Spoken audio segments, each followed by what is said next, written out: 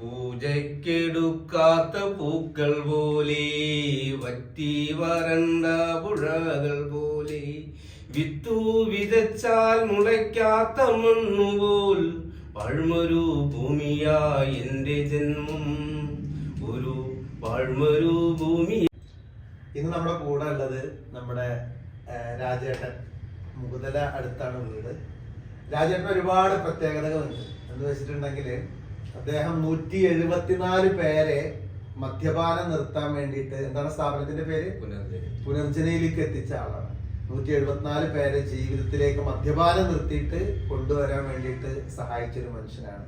അതിന്റെ അപ്പുറം മൂപ്പർക്കൊരു ഹിസ്റ്ററി ഉണ്ട്. അദ്ദേഹം ഇപ്പൊ 8 വർഷമായിട്ട് അദ്ദേഹം മദ്യപാനമേ ഇല്ല.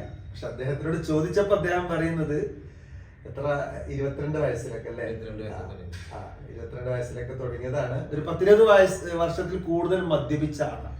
പിന്നീട് അദ്ദേഹം പുനർജനയിൽ പോയിട്ട് കൗൺസിലിങ്ങിന് വിധേയമായി. പിന്നെ അവിടുന്ന് ചെറിയ ചെറിയ കഷായങ്ങളൊക്കെ കുടിച്ചിട്ടാണ് നിർത്തിയിട്ടുള്ളത്.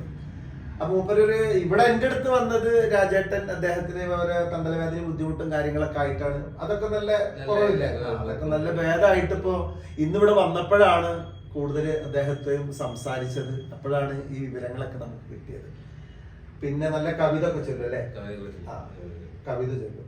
ഓക്കെ. പിന്നെ ഇത് ഇങ്ങനെ നിർത്തിയപ്പോ എന്ത് തോന്നുന്നു? സമൂഹത്തിൽ അംഗീകാരം ഉണ്ടോ? അതല്ല മുന്നേ കുടിച്ചതിന്റെ പേരിൽ അകറ്റി നിർത്തുകയാണോ? അതല്ല കുടി നിർത്തിയിട്ട് ഇപ്പൊ രാജേട്ടൻ പല ഭാഗത്തേക്ക് പല മേഖലകളിലൊക്കെ സഞ്ചരിക്കുമ്പോ സന്തോഷം തോന്നുന്നോ? അതല്ല ഇങ്ങനൊന്നും കുടി നിർത്തിയിട്ടൊന്നും കാര്യമില്ല, വീണ്ടും കണ്ടെന്ന് ഇടാൻ എന്താണ് തോന്നുന്നത്? കുടി നിർത്തിയതിനു ശേഷം നമുക്ക് ഓരോ വേദികളിലേക്കും ഓരോ ചവിട്ടുപടി നമുക്ക് മുന്നോട്ട് പോകാനുള്ള സാഹചര്യങ്ങൾ നല്ല ജനങ്ങൾ നന്നായിട്ട് അംഗീകരിക്കുന്നുണ്ട്. ഓരോ വേദികൾ കിട്ടുമ്പോഴും അല്ലെങ്കിൽ ഓരോ സ്ഥാപനത്തിൽ നമ്മൾ ചെല്ലുമ്പോഴും അവർക്ക് കിട്ടുന്ന ഒരു വലിയൊരു അവാർഡുകളാണ്. മുന്നൊക്കെ അടഞ്ഞ വാതിലുകൾ തുറന്നു തരാൻ മുന്നേ ചെല്ലുന്ന സമയത്ത് അടച്ചള വരുന്ന കച്ചറാന്ന് പറയല്ലേ. ഇപ്പൊ അങ്ങനെയല്ല, മക്കൾക്കും എല്ലാവർക്കും സന്തോഷമാണ് അല്ലേ. ഒരുപാട് ആളുകളെ പിന്നെ മദ്യപാനത്തിൽ നിന്ന് രക്ഷപ്പെടുത്താൻ വേണ്ടിയിട്ട് രാജേട്ടൻ ശ്രമിച്ചിട്ടുണ്ട്. പിന്നെ അതിന്റെ ഇടയിൽ പിന്നെ രാജേട്ടന് മലയാളം ഒന്നും കാര്യമായിട്ട് സ്കൂളിൽ പഠിക്കുന്ന സമയത്ത് അറിഞ്ഞിരുന്നില്ലായിരുന്നു. വിദ്യാഭ്യാസ മേഖല പിന്നാക്കം തന്നെയാണ്.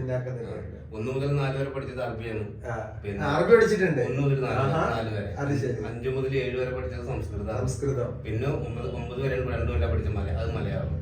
അതൊക്കെ തിരിച്ചറിഞ്ഞു വന്നപ്പോ സ്വന്തം ഈ 3 ഭാഷ പഠിച്ചിട്ട് സ്വന്തം പേരെഴുതാൻ അറിയാത്തൊരാളാണ്. മലയാളം പഠിക്കല് അനിവാര്യമായ ഘട്ടമുണ്ടായിട്ടല്ലോ. അതെന്തായിരുന്നത്? മലയാളം പഠിക്കാന്നുണ്ടെങ്കിൽ നമ്മളെ ഇഷ്ടപ്പെടുന്ന ഒരു കുട്ടിക്ക് ഒരു ലവ് ലെറ്റർ എഴുതുന്ന ഒരു ആവശ്യമാണ്. അപ്പൊ അത് എനിക്കൊരു ദിവസം പണിക്കൂലി 20 റുപ്യ. അപ്പൊ ഒരു കൂട്ടുകാരൻ സഹായത്തോട് കൂട്ടാണ് ഞാൻ ആ ലെറ്റർ എഴുതി. 360 റുപ്യ അത് എഴുതില്ല. അത് വെള്ളിയാഴ്ചയാണ് എനിക്ക് സാധനം എഴുതി കിട്ടുന്നത്. ഈ വെള്ളി, ശനി, ഞായറും തിങ്കളാഴ്ച കാലത്ത് വരെ ഉറക്കല്ലാതെ ഞാൻ കാത്തിരിക്കുന്നത് കൊടുക്കാൻ. പക്ഷെ അന്ന് കാലത്തെടുത്ത് നോക്കുമ്പോ എനിക്ക് വായിക്കാൻ പറ്റില്ല. ആ എഴുതിയ ആളെ കൊണ്ട് എനിക്കത് തിരിച്ചു വായിപ്പിക്കാൻ 160 റുപ്യ ചെലവ്. അന്ന് വായിപ്പിക്കാൻ വേറെ പൈസ. അന്ന് എടുത്തൊരു തീരുമാനമാണ്. കാരണം ഈ സാധനം ചീന്തി കളഞ്ഞിട്ട് മറ്റൊരുത്തന്റെ മനസ്സ് വാടകയ്ക്ക് എടുത്തിട്ട് ഒരു പെണ്ണിനെ സ്വീകരിക്കുന്നേക്കാൾ നല്ലത് സ്വന്തമായി എഴുതി പഠിക്കുക എന്നുള്ളതാണ്. ഒരുപാട് മേഖലയിലേക്ക് ഉപകാരപ്പെടുന്നത്. തീർച്ചയായിട്ടും. ഇന്ന് ഞാൻ കേരള സംസ്ഥാന കലാക്ഷേത്രത്തിലെ ഒരു മെമ്പറാണ്. അതിനുശേഷം കവിതകളൊക്കെ പാടിയിട്ടുണ്ട്, ചെറുതായിട്ടൊക്കെ എഴുതിയിട്ടുണ്ട്. അപ്പൊ നമ്മുടെ പ്രേക്ഷകർക്ക് വേണ്ടിയിട്ട് ഒരു 4 വരി കവിത ആദ്യം പാടാം. ഒരു 4-5 വരി ഒന്ന് പാടിക്കാം. പൂജയ്ക്കെടുക്കാത്ത പൂക്കൾ പോലെ, വറ്റി വരണ്ട പുഴകൾ പോലെ, വിത്തു വിതച്ചാൽ മുളയ്ക്കാത്ത മണ്ണുപോൽ പഴമൊരു ഭൂമിയായി എന്റെ ജന്മം, ഒരു പഴമൊരു ഭൂമിയായി എന്റെ ജന്മം. 2 വരികൾ. ഒത്തിരി നോവു സഹിച്ചു വെറ്റമ്മയും ഇത്തിരി പോലും സ്മരിക്കാതെയായി, പുത്രകാമേഷ്ടി നടത്തി ജന്മം തന്ന എന്റെ അച്ഛനും പാടെ വെറുത്തുപോയി. അടിപൊളിയായിട്ടുണ്ട്.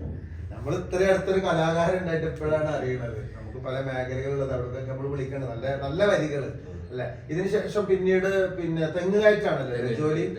എത്രാമത്തെ വയസ്സിൽ തുടങ്ങിയിട്ടുണ്ടായിരിക്കും? 14 വയസ്സ്. 14-ാമത്തെ വയസ്സിൽ തെങ്ങേറ്റം തുടങ്ങിയതാണ് നമ്മുടെ രാജേട്ടൻ. അന്ന് മുതൽ തെങ്ങുമ്പോ കയറി നല്ല ആരോഗ്യമൊക്കെ ഉണ്ട്. പക്ഷെ എന്താ ഈ തെങ്ങാറ്റക്കാർക്കൊക്കെ ചെറുതായിട്ട് ബാക്ക് പെയിനും ശരീരത്തിൽ വലിച്ചിലൊക്കെ വരാറുണ്ട്. അങ്ങനെയാണ് ഇവിടെ വന്നിട്ടുള്ളത്. ഇപ്പൊ അത് കുറെയൊക്കെ നമ്മളെ കൊണ്ട് പറ്റുന്ന രീതിയിൽ ഉഷാറാക്കി കൊടുത്തിട്ടുണ്ട്. അതിൽ രാജേട്ടൻ ഭയങ്കര ഹാപ്പിയാണ്. അപ്പൊ ഇത്ര കാലത്തെ തെങ്ങുകയറ്റത്തിന്റെ എക്സ്പീരിയൻസ് വെച്ചിട്ട് തെങ്ങിന്റെ മേലെ ഇരുന്നിട്ട് കവിതയല്ലോ അങ്ങനെ ചില ആൾക്കാരുണ്ട്. അങ്ങനെ മദ്യം കഴിക്കുന്ന സമയത്തൊക്കെ ചെയ്തിരുന്നു. തെങ്ങിന്റെ മേലെ കയറുന്ന സമയത്തൊക്കെ നാടൻ പാട്ടും കവിതകളൊക്കെ പാടി. നാടൻ പാട്ടൊക്കെ അറിയാം? നാടൻ പാട്ട് കലാമണി സാറിന്റെ ഒക്കെ അങ്ങനെ ഉള്ള പാട്ടുകൾ. 4 പേര് പാടിക്കാൻ നോക്കട്ടെ. നിങ്ങളുടെ വോയിസ് നല്ല നല്ല വോയിസാ. വൈകുച്ചാണ്ട് പാണം കത്തുണുമാ വയല പൊട്ടിച്ച് പാപ്പുണ്ടാക്കുമ്മ വയറ് കത്തിയാല്.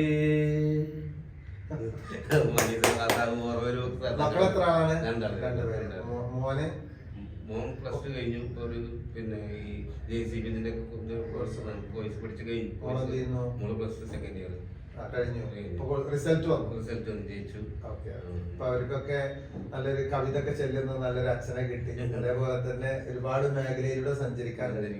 അപ്പൊ എന്താണെങ്കിലും നമ്മുടെ ഈ ഒരു വീഡിയോ കണ്ടിട്ട് ഒരുപാട് ആളുകൾ മദ്യപാനം നിർത്താൻ വേണ്ടിയിട്ട് ബുദ്ധിമുട്ടുന്ന ആളുകളുണ്ട്. പലരും നമ്മുടെ ക്ലിനിക്കിൽ വരാറുണ്ട്. നമ്മളെ കൊണ്ട് പറ്റുന്ന രീതിയിൽ കൗൺസിലിങ്ങും കാര്യങ്ങളൊക്കെ നടത്താറുണ്ട്. അപ്പോ പിന്നെ രാജേട്ടന്റെ എക്സ്പീരിയൻസ് വെച്ചിട്ട് അവിടെ എത്ര നിൽക്കണം? 1 മാസത്തോളം 21 ദിവസം നിൽക്കണം. കുറച്ച് സാമ്പത്തികമായിട്ട് ചെലവ് കാര്യങ്ങളൊക്കെ ഉണ്ടല്ലേ. എന്നിരുന്നാലും ആത്മാർത്ഥമായിട്ട് ഇത് മാറണം എന്ന് ആഗ്രഹിക്കുന്ന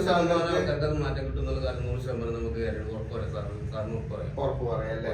അത് ആഗ്രഹിച്ചു വരുന്ന ഒരാൾക്ക് ഇനിയിപ്പോ ചില ആളുകൾ നിർബന്ധിച്ചിട്ട് കൊണ്ടുവരാറുണ്ട്. കയ്യും കാലൊക്കെ കെട്ടിയിട്ട്. അങ്ങനെ കൊണ്ടിട്ട ആളുകൾക്ക് ഈ കൗൺസിലിംഗ് അങ്ങനെ ഫലിക്കുമോ?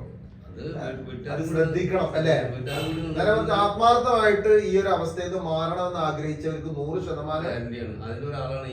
അതിന്റെ ഒരു തെളിവാണ് നിങ്ങൾ. 1 ലിറ്ററിന്റെ ചോട വരെ കഴിച്ചിരുന്ന ആളാണ് ഞാൻ.